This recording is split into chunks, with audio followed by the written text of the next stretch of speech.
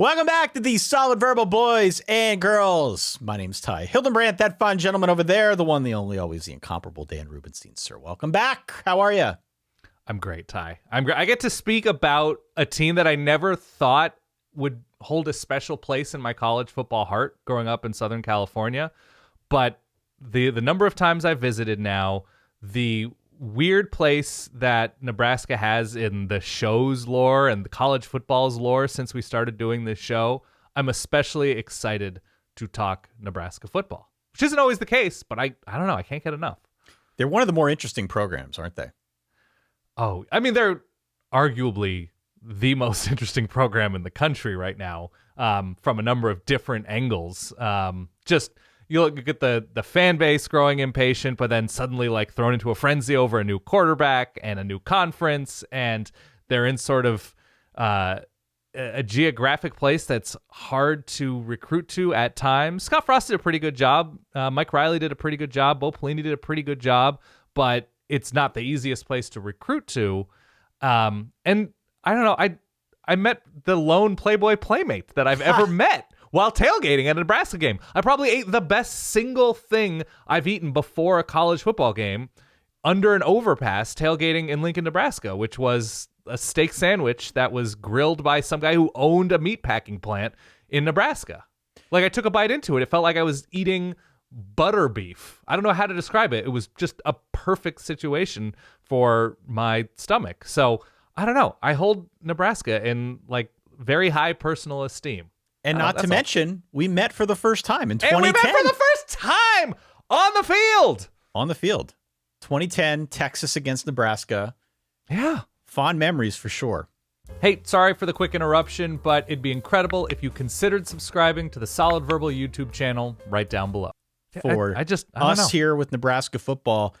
And it's a super interesting situation. We'll get into that and much, much more with Mitch Sherman from The Athletic, from Locked On Nebraska, the podcast. Yeah. Check out his fine work. Mitch, gracious with his time, gave us about a half hour or so talking all things Nebraska and the structure around what Matt Rhule is creating. Obviously, this resurgence, I guess, of hope and optimism now with Dylan Raiola flipping from Georgia, among other places, to now take his talents to Lincoln. What does all of that mean for where this program is headed in 2024 and beyond? Remember, things are changing for Nebraska now, too, within the conference because the Big Ten West goes bye-bye. So many moving pieces here. I'm excited to dive in. I've wanted to talk Nebraska for a while. I'm excited we have this opportunity with Mitch. Inexplicable two mascots? One guy's kind of chiseled. The other one's kind of a chubby little kid. Why do they exist? I don't know. You've probably done a TikTok about this, why Nebraska has two mascots. But, like, there's just so much that I'm charmed by with Nebraska, and I hope that it carries over to the football field finally this year. The one thing I'm going to start with when we bring Mitch on here momentarily, I feel like this is a particularly grounded fan base. Like, there are a lot of reasons for optimism. And the Scott Frost era, I think, was tough on a lot of Nebraska fans. And by the way, that sound you hear when you said that Nebraska is a grounded fan base is like Iowa fans chortling through like cornflakes coming out of their nose. Probably. Yeah. That's fair. Yeah. But I recall a couple conversations we had with Nebraska fans that wrote in when we were doing our Spotify show like 2 years ago, people who did the audio drop in as part of that. And the thing that came through to me loud and clear was they weren't expecting a Big Ten championship. They weren't expecting to be part of the college football playoff or go to a New Year's Six bowl game. They were just hoping for and expecting some level of basic competence. And I kind of hold on to that and think about that often whenever we're bringing up Nebraska in our conversations, because I feel like that's a really healthy spot to be in. And also at the same time, it can be a really frustrating spot to be in as well. Yeah. Because if you don't get there, if you can't get to that very basic level of competence, that definitely wears you down as a fan. And there are many other fan bases that I think are in a similar spot. I feel like just on the whole, Nebraska has like a decent outlook for what should come next, what this process should look like. They're not necessarily putting the cart before the horse, but they're excited. And there's reason to be excited. The Scott Frost thing didn't work. Matt Rhule, big-time hire. Dylan Raiola, big-time recruit. And I think last season on the whole, even though the offense was kind of bad, they won 5 games. And we had conversations in the build up to the 23 season where it's like, we don't know if they're going to win 3 games. So I think that turned out better than expected. I think Matt Rhule has done a lot of the right stuff. I'm just excited to get Mitch's on the ground perspective as for what's going on here in Lincoln. Same. And I think your point is a salient one that, a lot of people like to look at Nebraska fans and sort of chide them with like, it's not 1995 anymore. Get over it. One of those things. Nobody knows it's not 1995 anymore as much as Nebraska fans already do. That's right. They've been through it. They went to the Big Ten championship game 2012, 2013. I think it was 2012. They won I believe it was the Legends division tie. Yeah. And they gave up 70 points to Kurt Phillips and Wisconsin.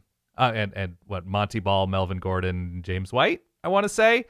But they've been through it. They've seemed like they're going to have a taste. They seem like they're going to have, Mike Riley's won a bunch at Oregon State. What could he do with some more talent? Nope. Oh, Scott Frost just went undefeated. Just, won a quote-unquote national championship at UCF. Could they? Nope. And so I'm not saying that Nebraska fans have earned this or deserve anything, but they know what they've been through. They know. That's all. A lot of the fan bases we talk about on this program are, I think, unrealistically hopeful for the season ahead or have unrealistic expectations for what a team should do in the season ahead. I feel like of the Nebraska people I've talked to, they're pretty level-headed about this. Sure. They really are. And that's a good place to be. I know it's frustrating, and we're going to talk to Mitch here. He can obviously give us a lot more perspective in a moment. But I don't know. I've certainly committed that to memory and would hope that other fan bases follow suit. Because it seems like they're at least taking a good approach to this thing, which is cool. Have you ever seen, I don't know if it's TikTok or Instagram or something like that, there was some sort of trend where somebody said, ask your husband or whoever about prime Derrick Rose. Have you seen that before? I haven't. No. Okay, so there's this trend where it's like, you say like, what do you know about prime Derrick Rose? And every single person when the video is posted like, oh man, prime Derrick Rose. You don't even know. Yeah. And so I feel like there's a similar experience with Nebraska fans where you have to like select a very specific swath of time. Like, what do you know about prime T Magic? Yeah. What do you know about those 3.5 games of Tanner Lee? And it's that same experience that just like it's a flash and you miss it if you blink, but there was that nice period of time where you're like, everything's pretty good right now. And hopefully that extends a little bit longer than like prime Tanner Lee. All due respect to Tanner Lee, an absolute legend at the Manning Passing Academy. That's right. If memory serves. Hopefully it's not just prime Dylan Raiola. It's Dylan Raiola. Dylan Raiola. Hit follow, hit subscribe wherever it is you are consuming this show. Dan and I appreciate that. Yeah. If you do click that button, that ensures that you're going to get all of our episodes. So we would appreciate your support. At least give it a listen. Find out if we're for you. Verballers.com is where you can go if you want to support the Patreon. You can get this episode, all of our episodes, a little bit early without the ads. We also have bonus perks that are available to our Patreon subscribers, like Discord, so on and so forth. Without further ado, shall we get to our guest of honor? Let's. All right, Dan, we are very pleased to welcome Mitch Sherman onto the podcast for the first time. Let's talk some Nebraska. Mitch, of course, of The Athletic, of the Locked On Nebraska podcast. Sir, welcome to the show. How are you today? I'm well. How are you guys? Thanks for having me on. Great. Thank you. You're doing this on short notice, and we appreciate it greatly because we've wanted to talk Nebraska for a while. This gives us a great opportunity to do that. Before we get into the specifics of the team and the situation, just a general question, if you can indulge me for a second. Sure. From afar, it feels like the Scott Frost era left a little bit of scar tissue in the Nebraska fan base. Obvious optimism when he joined on, given his track record, given his ties to the program. We know now that didn't work. Since then, they bring on Matt Rhule. Bit of a surprise, splash hire for sure. Bit of a surprise. Then they flip Dylan Raiola. Saw glimpses of him in the spring game. We can talk about that. It feels from afar like this has been a constant emotional roller coaster for the fan base. What is the state of the fan base right now, if you had to put any kind of words to it?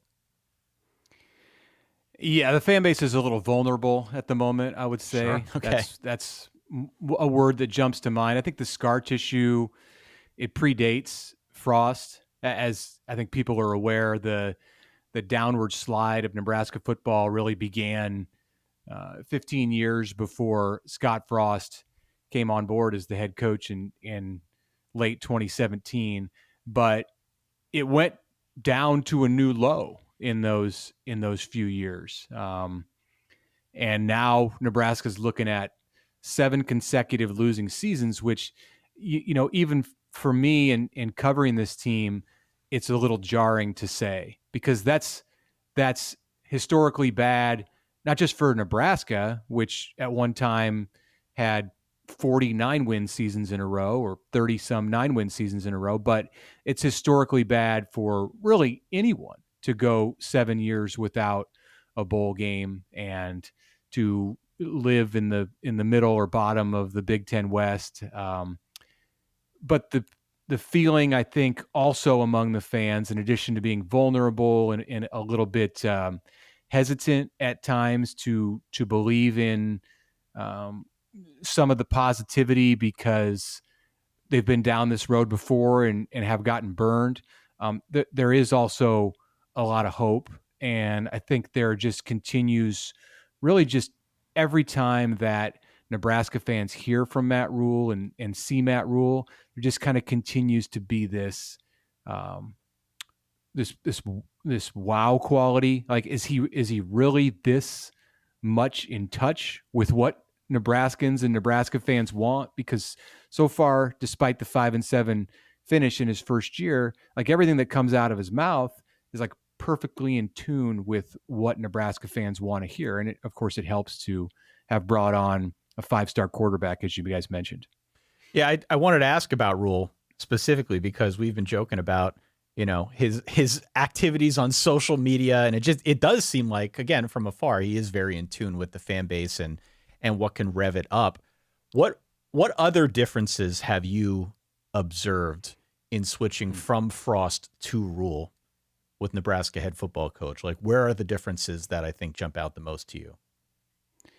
Organization, a big picture view, a feeling from not just the head coach, but the executives within the program that they've been here before, and not specifically here, but in the place of building something in college football, and have learned from their successes and failures, and have a sense, an overall plan of how they want to build a roster, how they want to develop a roster, what they want to do to retain a roster.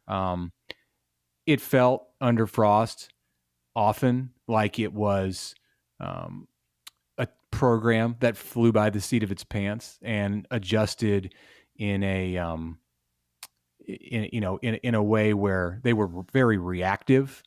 And the Matt Rhule regime so far, again, it sounds very strange to say I'm going to take last November out of the equation when Nebraska was on the cusp of getting over that hump and making it to bowl eligibility, and then went 0-4 down the stretch with 3 3-point losses and an overtime 7-point loss. I mean, that's the kind of stuff that happened with Frost, and to some degree with Mike Riley in 2016 before things fell apart for him.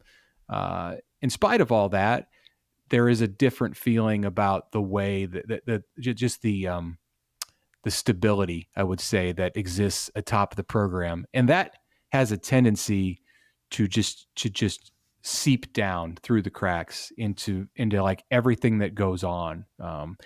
Things that are completely off the field, to me, from my view, appear to be affected by the stability and the plan and the organization, and just like the calmness that he brings, the work ethic that I wonder a lot of times when he sleeps. And this is from somebody who's looking at him up close, but the amount of material that he consumes in the football realm, and then outside of it too, it's hard to understand. I think what it signifies is that he has a lot of people working for him who are alongside and helping him in a lot of ways kind of digest everything that exists in the Nebraska football world. And then he doesn't just he actually uses that information. And so the end result looks like he's awake 50 hours a day. Right. Well, we're recording this on Monday, May the 20th.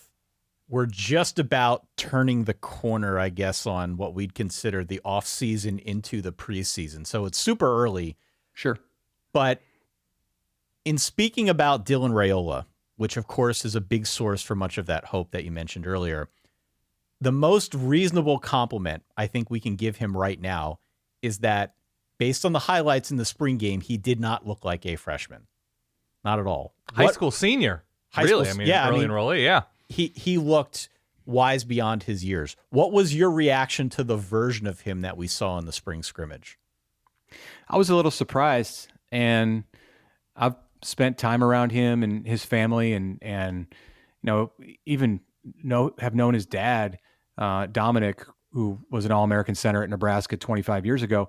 Have known him since his playing days. It was the very beginning of my writing career, and I was here and have been at ESPN and have been on and off the Nebraska beat, mostly on for all of that time. But I've watched Dominic from afar, so I've gotten a sense about how he raised his two sons to be quarterbacks, and he's got another who's in Beaufort, Georgia, that will probably pop on. It is already popping onto the radar, but will be even more so in that direction this coming fall. But so I've known and kind of understood that, like, the advantages that Dominic's sons had in becoming quarterbacks and being around people like Matthew Stafford and John Kitna and Dan Orlovsky and others who played with the Lions and took the ball from Dominic. He was the center for all of these guys. But I was still surprised, and I've had met Dylan, going back quite a ways, and so I've watched him grow as a quarterback. But still, I didn't think that he was going to have the kind of command that he appeared to have in the spring game. And it's just one game, and it was just like 20-some passes, and you definitely have to take it with a grain of salt because they weren't throwing everything at him defensively that Nebraska's going to do and did with Tony White, as one of the better defensive coordinators in the Big Ten. I think if they had wanted to make life really difficult on him in the spring game, they could have with a lot more success. But what Nebraska needs from its quarterback is just a guy who goes out and doesn't make mistakes and puts them in good positions and then can make a play here and there. They don't need him to be a superstar as a true freshman. Average quarterback play for Nebraska last year would have won it 7 to 8 games, and this is a significantly upgraded roster outside of the quarterback, or a significantly improved roster, upgraded at a few spots, but mainly just improved as far as their shape and experience across the board, and and knowing what to expect from Matt Rhule. So, he's in a good place at a good time for Nebraska. I want to go further on that a little bit because Dylan Raiola sort of stands alone in terms of his recruiting profile on this roster. And while there are intriguing skill position players, Isaiah Nair comes up. It's Wyoming to Texas, now to Nebraska, and Dante Dowdell, one of the bigger names, was the fourth string running back at Oregon. It's not a roster that is similarly built or has the similar profile of Dylan Raiola. Do you get that there might be a sense of urgency? And I know that the staff is always trying to improve what the two deep looks like, but that there is a concern that Dylan Raiola, who has committed to a number of schools, who have played for a number of schools, that at some point he'll look around and say, something doesn't fit, something doesn't match my skill set here, unless, obviously, Matt Rhule, Marcus Satterfield, whoever, are ramping up recruiting efforts to have a two deep that is similarly talented.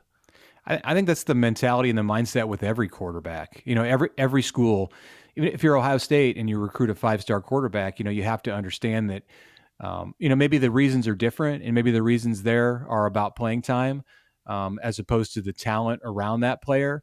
But if a quarterback is not content for any reason after a year, Sure. There has to be a concern that player is going to look around. So there's urgency, I think, with everyone at that position right now in college football. And absolutely, it's there at Nebraska. I mean, there are some safeguards with Raiola just because of his connections to the program. The fact that, his dad is a legend at Nebraska and his uncle is the offensive line coach. Like, these things are going to keep him level-headed. I mean, his sister, who's a former Division I athlete, is moving to Nebraska to kind of help look over him.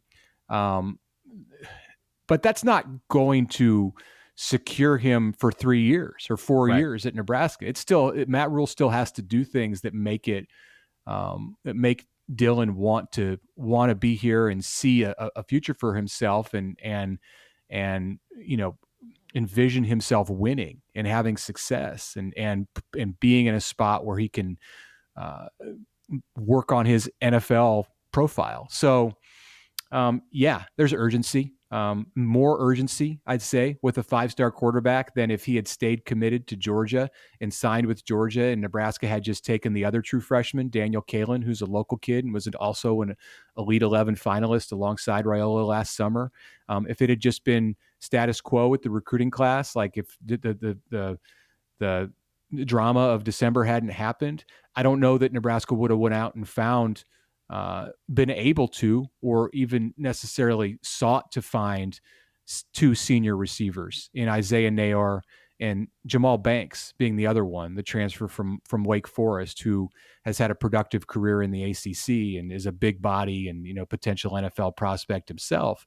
But those 2 guys come in and they're potentially 1-2 in the Nebraska receiving corps. And now the young players who were starting to emerge last year as true freshmen for Nebraska, they can be complementary pieces in this offense. So it's good from a development standpoint for the younger players. And it's, I think, good for Raiola because he doesn't have to bring them along. He doesn't have to bring his receivers along. And they've also got a veteran offensive line with more than 150 starts across the board at the Power 5 level between the 5 or 6 top players, in the SEC, the Big 12, the Big 10 at Nebraska, and the Pac-12, starting experience in all those conferences. So, again, that's beneficial, of course, too, to Raiola, and also displays that sense of urgency that they have, in part because he's expected to be the guy, not just at some point in 2024, but from day one. So when you look at where the offense was last year, and there are a number of reasons, obviously, why the offense, you mentioned November down the stretch, was a failure because those games were certainly within reach. They were close. I don't think they scored more than 20. I think they scored it once during the season against Big Ten opponents. One of the great advantages Matt Rhule has now is the ability to look back and say, okay, this is what we have, this is what we don't have, this is what our vision was coming in offensively, this is where it didn't work. Do you get the sense that even with a new quarterback, they are reevaluating the offensive vision given some of the limitations from last year? Yeah, I mean, if you remember last year, for a short period of time, it was Jeff Sims' offense, the Georgia Tech transfer is now at Arizona State. And they had a plan through the offseason to run one offense that was a pro-style offense with a mobile quarterback with Jeff Sims. And then he had the turnover issues from day one in the season opener at Minnesota. And then he was hurt, more turnover issues at Colorado in week 2. And from there, it had to be a different offense because Sims wasn't an option. He made a brief appearance mid-season and it went even worse. And at that point, they couldn't trust him to take care of the football. So Nebraska went with a young quarterback who had no experience before last year, and Heinrich Harburg, and eventually he got hurt also, and they ended up going with Chubba Purdy. But those two had to have a different skill set than what Nebraska built its offense to be in 2023. So they shifted on the fly. It's pretty tough to do. Incorporated a bunch of option and QB run, even beyond what they wanted to do with Sims, and it just led to all kinds of disjointedness. And you had top 2 running backs go down with injury in the same game. 2 starting offensive linemen go down to injury in the same game. Receivers were beat up, but that's the kind of stuff that happens in college football, and you've got to be ready to adapt for it. Nebraska wasn't, in part because it was trying to shift the offense midstream, and then also because it was year 1 with a new coaching staff, and they just hadn't gotten to the point where they'd built that kind of depth yet. The safeguard wasn't there, and It's not entirely there now, but it's much better than it was a year ago at this time. So even if like the worst case scenario happens and Nebraska has some of the same situations happen with injuries and turnover issues, it should be better prepared to deal with it here in year two. And it's a different offense. Satterfield's bringing something completely different to the table than what you saw for the majority of last season. And the good news about the majority of last season is the defense was probably strong. We don't always know with some of the quarterbacks that they faced, but they perform like a good defense should against perhaps some disappointing quarterbacks. When you look at their schedule this year, I think they have UCLA and USC relatively later on. This is a team that I think brings back, I think they're 9th in returning defensive production.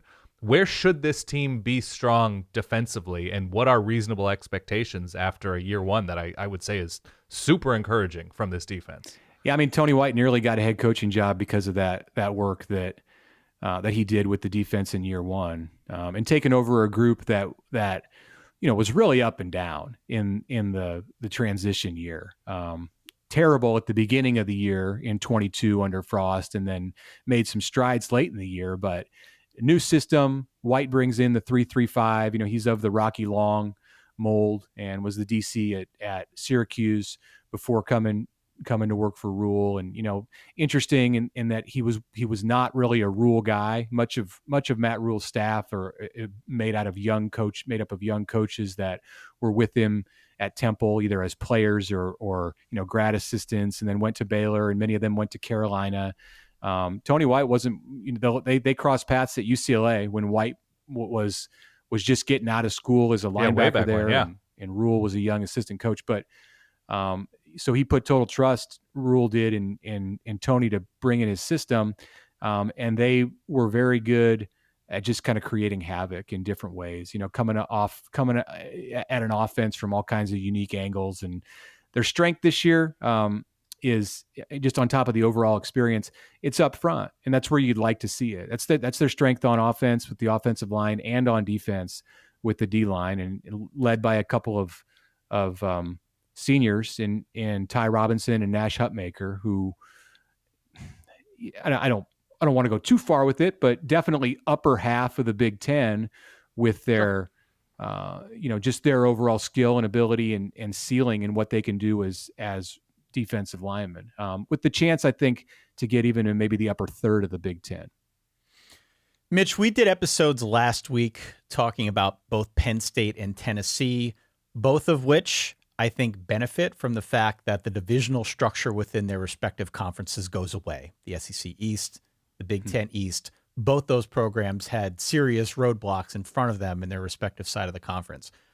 When we speak of Nebraska, though, they're almost on the other side of that spectrum, with the Big Ten West going away, long been viewed as the easier side of the Big Ten, maybe the easiest division in all of college football. How does Nebraska approach this new world order in the Big Ten and college football as a whole, with this perception out there that, it's going to start getting harder? Yeah, I think that you can safely say it was the weak link in the Big Ten when the West never won a conference title over the East in the structure as it was and ended last year. I would agree. Nebraska's in a different spot than Tennessee or Penn State, and if Nebraska had ever gotten to the point where it was like consistent and viable and making just like the sum of its parts when it came to talent as a member of the Big Ten West, it would have been in a good position, because every year on the schedule there were games against teams that Nebraska would have a talent edge against. And they're good programs. I mean, Northwestern is a good program, sure, and Purdue has been a good program, and Minnesota has been a good program. But there are also games that Nebraska, if it's doing things right, has a good chance to win. And there are fewer of those games now on the schedule. They'll still have some, but now they're on even ground with Ohio State or Penn State, USC, whatever, as far as who they're going to play and where they're going to play. So, easier than the East road, or easier than the power programs in the conference road to having a chance to play for a conference championship is completely gone. And now you've got to be certainly a top 10 team to play for a Big Ten championship. Nebraska's a ways away from being in the conversation for that. So yeah, it's another challenge for sure to pile on top for Matt Rhule and in 2024. But they're in the same boat as everybody else. So everybody else in the Big Ten West has got a tougher road. In addition to Nebraska, we'll see if that 1 year for Nebraska with Rhule in starting to get entrenched can be something that kind of evens the playing field. If you were coming into this as a team out of the West with a first year coach, I think you would really be in for a rude awakening as far as just like the trajectory of your program. At least at Nebraska, it can say, or at Wisconsin, you can say, all right, we've got 1 year to get our feet on the ground before it gets really tough in this conference. We talk often on this show, especially when you've got a new coach or a first-year coach at a program, about alignment, right? Matt Rhule hired by somebody else who since left. Now there's a new boss, Troy Dannon, who's going to be the athletic director at Nebraska. What does the alignment look like from the administrative side of things, on the coaching side of things, and how that factors in with NIL as the whole? Well, there was a lot of concern when Trev Alberts left unexpectedly in March. I mean, one, just because it was Trev Alberts who was leaving Nebraska, and it's hard to. Yeah. I could have seen Trev Alberts leaving Nebraska, but not to be an athletic director in the SEC. Right. I mean, maybe to run the college football playoff or be a conference commissioner or something like that. So immediately it's like, what's going on? Why is this happening? And then the second concern is, how is this going to impact, or maybe in some people's minds, it was the first concern is, how is this going to impact Matt Rhule? Because Nebraska feels like for the first time in quite a while, it has some real momentum and direction with its football program and a plan, as I mentioned earlier. And now you take his security blanket and the guy who hired him, the reason that Matt Rhule came to Nebraska, he's on record saying he came to Nebraska because of Trev Alberts and Ted Carter. Ted Carter left to become the president at Ohio State on January 1st. And then in March, there goes Trev Alberts to Texas A&M. So hold on a second here. What's going on with Matt Rhule? And to his credit, I think he sensed the moment. He understood people's concerns, and right away he came out and made a statement that he's all in, committed to Nebraska, not looking to go anywhere. Moving his parents to the state, bringing his son to the state to be a freshman in college. His wife is opening a business in Lincoln, so he's not doing the things that you would expect for a coach who had plans to be here a short time. But hey, that can all change in a hurry if the right offer comes around. What helped the situation in a big way was the replacement for Trev Alberts, and he's as much of a match for Matt Rhule as you could find. Troy Dannon, from short-lived at Washington, before that at Tulane, knew Matt Rhule from their time together in the American Conference when Rhule was at Temple and Dannon was at Tulane. And even beyond that, they had some very deep mutual connections, notably Pat Kraft, the AD at Penn State, who's a close friend of both of them. It's not exactly, I wouldn't go so far as to say that Rhule picked his boss, but his presence, Rhule's presence, loomed very large in the decision that Nebraska made, that the Nebraska interim president made to select Dannon. They knew as a university that they had to find someone who would be in step with Matt Rhule, and they seem to have fallen immediately into step. I just talked to Dannon last week, and he mentioned being with Matt Rhule every day. So they've found a connection there, and now the job is to just continue to build that and create the stability that existed when Rhule came and then suddenly didn't exist here in the early part of 2024. How are the things with perhaps an even more important connection? That would be Matt Rhule with the money. Behind the scenes, the donor class, the boosters, especially in the NIL era. How is the enthusiasm behind the scenes? I suspect it's robust. But how has that gone so far in this first, year? Yeah, and you asked me change? about NIL, and I didn't answer it in the last question. No, you're good. It's all a continuation. But it's it's hugely important, right? I mean, it's the driving force behind college football right now, at least until it's not, and things change, and it's revenue sharing, and there's a salary cap or whatever direction that we're headed. Yeah, it's good. I mean, Nebraska financially has always been a program that's in good shape, but that's on the inside where the budget is balanced and the money is flowing and there's no debt and they can build facilities without mortgaging the future. That's all great and continues to be in a good position. Stadium sold out every week, has been since 1962. So you can't ask for much better than that unless you're Ohio State or Texas. On the outside, the NIL piece of it has improved. There was a transition like there was with everything else in football at Nebraska when Frost left and Rhule came in. I think there was some uncertainty at the beginning on how much of the old NIL structure would carry over to the new staff, and they found a way to make it work and to do the things that they need to do in NIL. And I think they have a good system now with their general manager, with Rhule's general manager, Sean Padden, who's been with him since the very beginning for the most part, since the very beginning of Rhule's coaching days at Division III Albright College in Pennsylvania 20 some years ago. Padden was there, and he's here now. And the GM and the guy who is the go-between, that connects the football program with the NIL collective. So it's good. I'd say it's top 20 nationally as far as the resources that they have at their disposal. And the important thing is the new boss in athletics, Dannon. I think he's embracing that more so than his predecessor. Absolutely, Trev Alberts was in on NIL, but Dannon is even more so from like an outside facing point of view. And I mean that, like, he'll talk about it openly, like we have to be doing things to allocate resources so that our student athletes are taken care of. He's more upfront and open about that than Trev Alberts was. And that will only encourage additional donations, which is where it's at right now. You've got to tap the public for the revenue to make these football players want to come to your school, and just as importantly, want to stay at your school. So he's thinking about the future. He's given a lot of consideration in making decisions within the athletic department that are impacted by what might happen in the months and years ahead with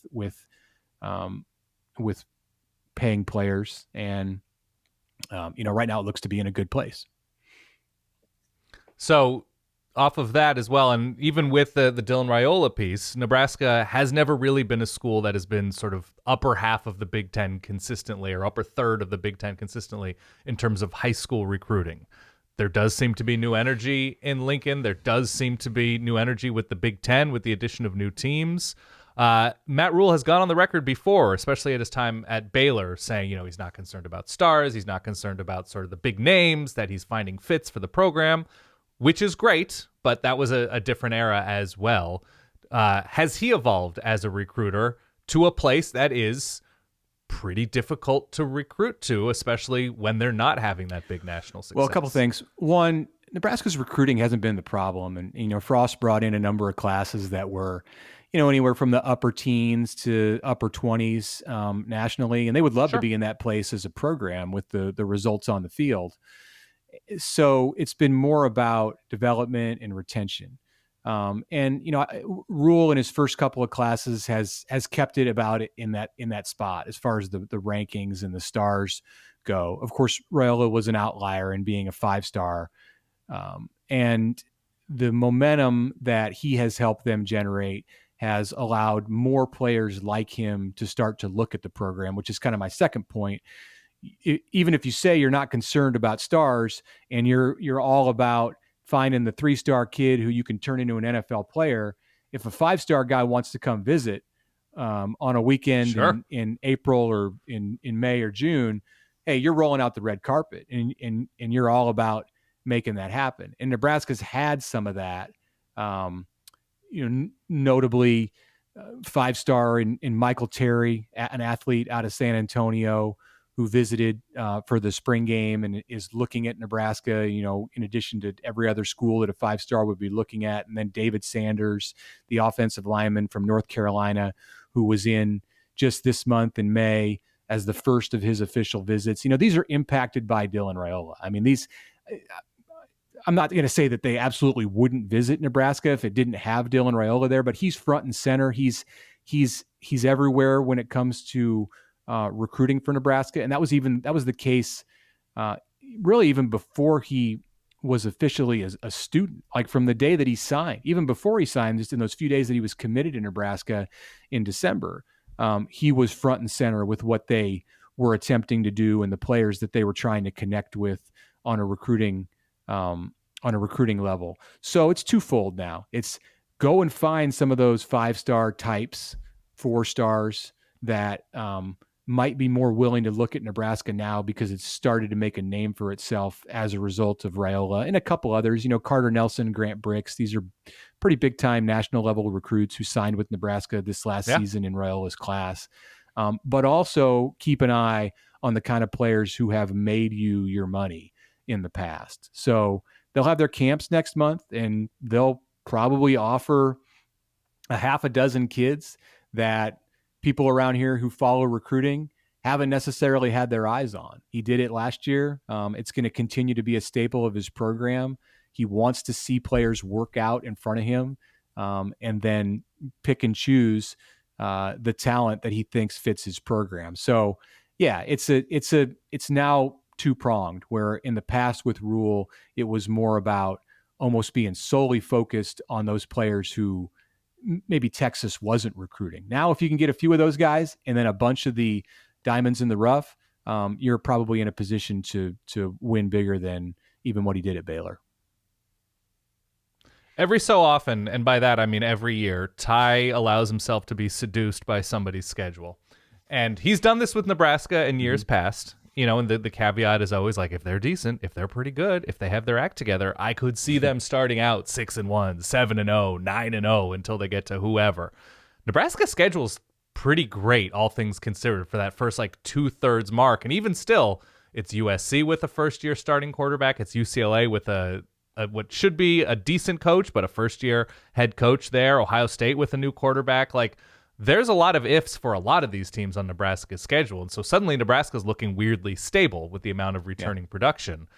Should Nebraska fans, should people just paying attention to Nebraska, allow themselves to be seduced by the circumstances around 2024? Yeah, I mean, things change in a hurry. Things change faster than ever in college football now. So 1 year of stability can look pretty good compared to the rest of your conference. When, Here. That didn't used to be the case. Yeah, I mean, the same lineup of teams for Nebraska, if it was structured differently, I think it would make the schedule look more concerning. But they should be able to build some confidence, and they really ought to be able to get to bowl eligibility without having to go and say, all right, we got to win, 2 of the next 3 against Ohio State, Wisconsin, and USC. That shouldn't happen. If it does, then some things went wrong in September. And really the where Nebraska's going to get over the hump, or where things start to come into focus, is week 2 against Colorado. And this has been a 4-year double home and home that Nebraska's had with Colorado over the last 7 seasons. And despite everything that's happened at Colorado, and last year there was a lot more positivity than in the other years where these two teams matched, Nebraska's 0-3 in those 3 games. And Frost lost his first game against Colorado in 2018. The week after his scheduled opener was rained out. That was a huge setback. Year later, Nebraska went to Colorado, got to a big lead, blew it, lost in overtime. That was a huge setback. Last year, it's game 2 for Matt Rhule, game 2 for Deion Sanders. Nebraska goes out with a lot of energy. Colorado, of course, had a lot of energy also in that game and gets blown out in the second half of that game. That's a big setback. The quarterback situation gets thrown into disarray in that game for Nebraska. So they haven't just been losses. They've been like almost nails in the coffin. Nebraska has to flip the narrative against Colorado in week 2. I mean, has UTEP in week 1, so they should be feeling pretty good after week 1. Of course, the Buffs have got North Dakota State at home, so who knows? Doesn't really matter for Nebraska whether Colorado wins or loses that game. But that's a big one on September 7th, and it's a night game now as of a couple of weeks ago at Memorial Stadium. So I expect the energy that night to be off the charts at a level that maybe rivals what happened when Miami came to Nebraska in 2014, or Michigan was in Lincoln in 2021, its first CFP team under Jim Harbaugh, and that game was nearly a Nebraska win. I mean, just a wild environment. So that's the tone setter. That's the word I was looking for earlier.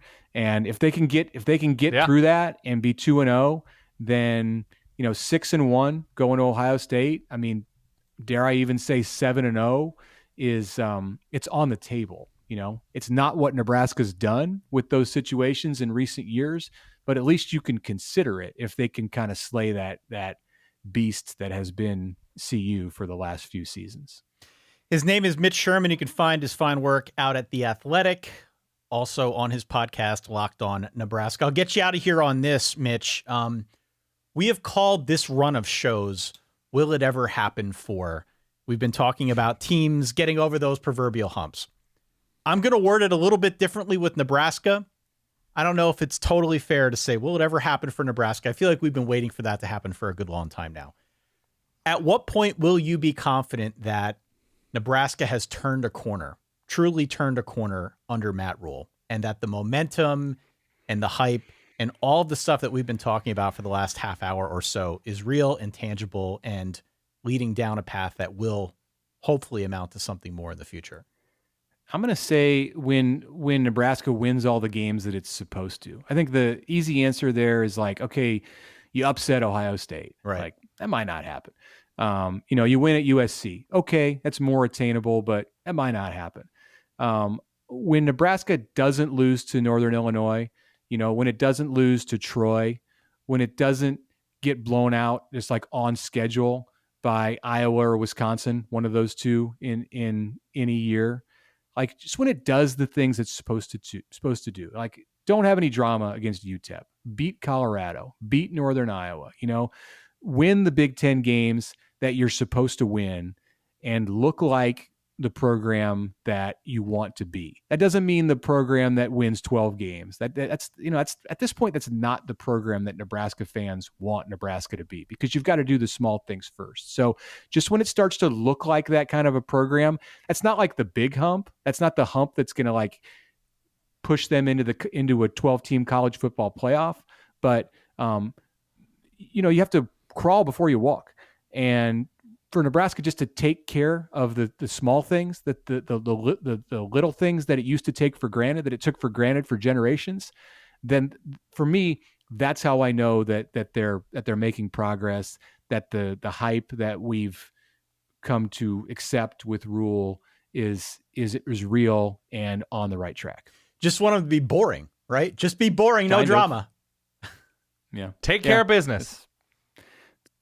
That's a start. By the way, just because Nebraska, both Lincoln and Omaha, will see fans from Eugene, Seattle, Los Angeles come in the next few years. Explain what a runza is, and explain exactly what it is that Nebraska people do with cinnamon rolls. Do you know about this, Ty? Oh, no. No, I'm asking if Ty knows. Yes. Yeah, tangentially, yes, but it's chili on cinnamon rolls. I'm listening. Ty. Well, let me can I? It's a chili sauce. No, it's not Explain. chili sauce. It's chili and cinnamon rolls. You don't need to put the chili on the cinnamon roll. It's like a side item. Okay. Now, some people will dip the cinnamon roll Accompaniment. into the chili, and that's probably like a more advanced way of Sure. eating it. But you can start just by having your chili in a bowl and your cinnamon roll on a plate next to it, and you eat them together. So Great. that's a big thing. It's like a more adventurous piece of cornbread. Don't knock it until you try I'm okay with it. No, I'm thrilled to have the opportunity. I've been to Nebraska a few times. I've never had a runza. I do. Do you know what a runza is? Okay. They look great. I just haven't had it. And I implore anybody that visits Lincoln, Omaha, wherever, give the local They're food easy a to shot. find. It's delicious. Runzas on every That's corner. all. Anything else? Yeah, anything else I missed that people should be, stuffing their face with? New Big Ten fans? As far as food goes, Yeah, food in Lincoln, food in Omaha if you're flying in from somewhere. There's so much good food. I can't just hit me up on Twitter. I can't just single one or two out. I would get destroyed for that. But there's a lot. Great pizza, there are all kinds of great. Omaha is a great food town. And if you're coming to a Nebraska game and have the opportunity to spend a little bit of time in Omaha, I'm biased as an Omahan, but do that and do your research on the food and eat some local stuff. Beautiful. Mitch Sherman, thanks again for your time here, and good luck this season. Hope it pans out for Nebraska. Thanks a lot. Appreciate you guys having me on. Okay, big thanks. Mitch Sherman, again, you can find his fine work over at The Athletic, as well as Locked on Nebraska, his podcast, Dan. I think Mitch reinforced what I said at the top of the show. Which is? This is a very grounded fan base at present. Yeah, that's true. It may not stay that way. College football is notorious for that. Mm-hmm. Everything that Mitch said, every indication that he gave us about the fan base, where it's at, how it's feeling about this team, feels to me like it is very healthy. Feels to me like it is very realistic and very grounded. And if things work, if Matt Rhule is able to do at Nebraska what he has done at each of his 2 previous college stops, they should be very happy before long. They've got Dylan Raiola. They've got a program that seems like it is starting to turn a little bit of a corner here.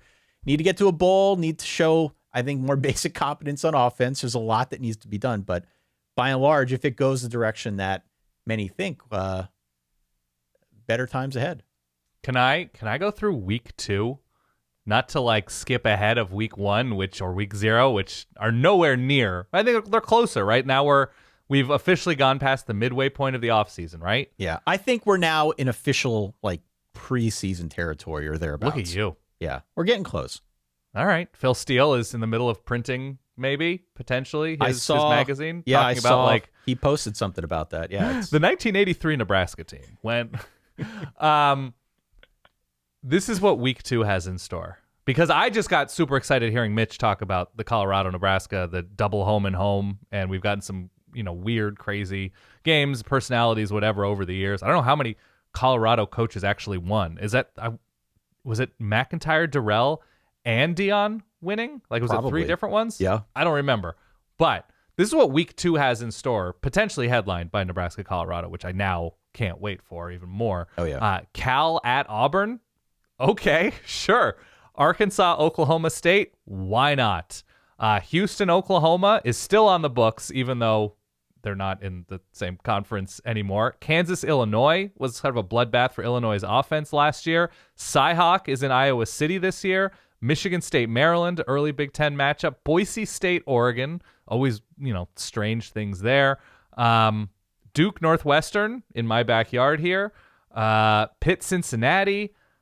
Kansas State, Tulane. Baylor, Utah is now a Big 12 game. The big game week 2 is Texas at Michigan. That's Texas at Michigan was getting there. South Carolina, Kentucky, early SEC matchup. Tennessee, NC State, and Charlotte. No crazy top 5 matchup obvious right now, but I don't know. The depth of that list that I just rattled off is pretty exciting to me. Nebraska right now, per our friends over at DraftKings, has opened as a 6.5 point favorite at home over Colorado. 6.5. That's going to change. Mitch pointed out that the North Dakota State game will have no bearing. I might disagree. That point spread is going to change. As we get closer, I think that point spread is going to change. I don't know in which direction, but my hunch is that as that game gets closer, there will be a lot of action on Colorado. Provided Colorado does not lose its opening matchup against North Dakota State. Yeah, which is a Thursday night, so they'll have a little bit of extra time to prepare. Yeah. I would expect a lot of steam coming in on Colorado, especially if Shedeur goes for like 450 yards passing. I mean, they're an easy team to watch. Colorado is.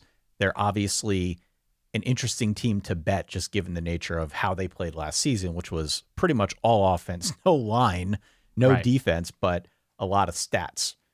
And I could see that point spread moving in an interesting direction, probably in favor of Colorado. Not necessarily because I would want to bet Colorado, but simply by virtue of what they might do week 1 against an FCS opponent. I mean, absolutely right. Yeah, it feels more like a 4.5 point spread at time of kickoff, but it's May 20th. May 20th. A lot will happen between now and then.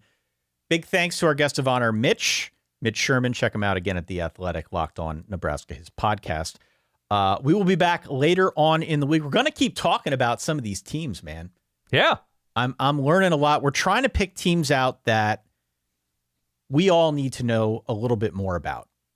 We did Penn State. We did USC. We did Tennessee. Everybody knows a lot about those teams already, but their circumstances are interesting to say the least. Nebraska is another one of those teams that I think falls into that category.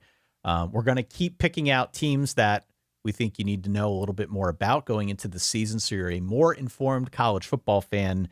This, of course, is long before we will dip our toes in the murky waters of season previews, which we will do at some point in July. But for now, these are teams that I think have at least us stroking a little hair on our chinny chin chin. We're interested. Our grayish salt and pepper hair. Speak for yourself, but yes. Speak for myself. Can you answer the question in your opinion? Will it ever happen for Nebraska? It's too early to say that about Matt Rhule. We have zero, basically, sample size about what Matt Rhule's ceiling is at Nebraska. But just generally speaking, given the environment of the Big Ten, given what Nebraska has and hasn't done, given what we know Matt Rhule's upside to be, will it? Do you see what Mitch pointed out as it, quote unquote, happening as Nebraska as a TCB team? So sort of like a Wisconsin, where Wisconsin was in the early to mid 2010s. They beat the teams they should beat and perhaps come up a little bit short against the more talented, obvious losses. Yeah, I mean, Mitch said a couple things that I think resonated with me. The first is the program feels stable. It's starting from a place of stability in 2024 that maybe it didn't have before Rhule got there. That's the first thing. The second thing is, and we didn't talk a whole lot about Matt Rhule's track record, but Matt Rhule's got a track record. We mentioned it earlier. Matt Rhule, everywhere he's been on the college side, year 2, year 3 have gotten better. He's proven that he could do that. I think we had some concerns about him being away from college football for a couple of years while he took the gig with Carolina. Would that affect him at all as he tried to navigate these new waters? Think of how much college football has changed since in that interim period since he left to go to Carolina and then came back. So I think he has proven that he has what it takes, seems to be connecting on a level that's beneficial for that program. So I kind of put that out of mind. I lean on that track record. We just know he's a good coach.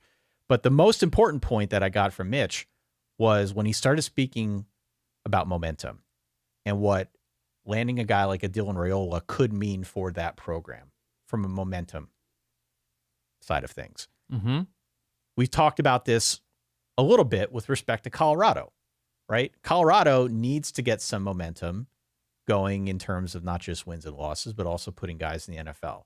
You need to give guys a reason to want to come to your program. Right now, it's a lot of flash Colorado. I understand why they're in the news all the time. Dion has kind of kicked up enough dust in order to create that. Definitely. But on some level, you need to, when the rubber meets the road, you need to make sure that you are winning games, you're putting guys in the league, and you are essentially using your program to recruit others to it. We have not seen that yet from Nebraska, but maybe Dylan Raiola can help bring that to Lincoln. If he is able to kick up enough dust, if he is able to get people excited about that program, hopefully then that is sort of the flywheel. That is the thing that makes it easier to recruit people to Lincoln, that makes the NIL work more for them as opposed to, what could be an uphill struggle. I'm hopeful that if in fact this Raiola thing works, that is going to be the moment that makes quote unquote it happen or makes it seem more attainable. What is it? That's relative. I would like to start, if I'm a Nebraska fan, by seeing the team win 6 games and go to a bowl game. That would be a nice first step. It'd be a nice first step. What Mitch pointed out, just win the games you're supposed to. That would be also be a very, very nice first step. Even if they don't make it to a bowl, just don't lose to teams that you shouldn't lose to. I think that is kind of your starting point. What is it in this new world? I don't know. I don't know what that is for Nebraska. I really don't. I would like to see more talent. I would like to see, obviously, more wins. All of that stuff, I think, goes without saying. But just getting to a point where the program is stable and continues to feel stable for the foreseeable future, I think that in and of itself would be a huge step forward. So why don't we leave it at that? Can they get there under Matt Rhule? I think they absolutely can, yeah. A follow-up question. What is Penn State going to look like under Matt Rhule? Do you have similar vibes? Are you still standing by that? His wife is opening a business, Ty, in Lincoln, Nebraska. Did Mitch Sherman do anything to allay or change any of your... I believe Matt Rhule will replace James Franklin eventually. That has been my long-term... We can throw it in Take a Toa. I'll bring the volcano out for one of our next episodes, but yeah, that has been my long-term prediction for Penn State football. If and when James Franklin decides he wants to walk away, and it may not be for a while. Sure. It may not be for a while. I don't think that there are a whole lot of folks interested in James Franklin's services, not because he's not a good coach, but because his stock, since the last time we had this conversation, has probably gone down a little bit. He just has not done much to improve his national standing as a coach that might be in demand. But if and when Franklin decides to walk away, and it could be 3-5 years from now, yeah, I will stand by all of my predictions from the past and say that Matt Rhule will be the next coach at Penn State. But hopefully for all parties involved, hopefully if everything goes well, we will not have to broach that subject because Nebraska will be doing well, Penn State will be doing well. All these coaches can exist harmoniously in their respective locations. So here's my conclusion on Nebraska with where they stand now. When you have a number of coaches who can't consistently win, and it's different reasons, right? It's, some of it is personality with Bo Pelini, or all of it's personality with Bo Pelini. Scott Frost was all over the place. When they'd have a decent defense, the offense would be turnover prone and vice versa. And Mike Riley was never consistent. The Tommy Armstrong era felt like it lasted for 13 years.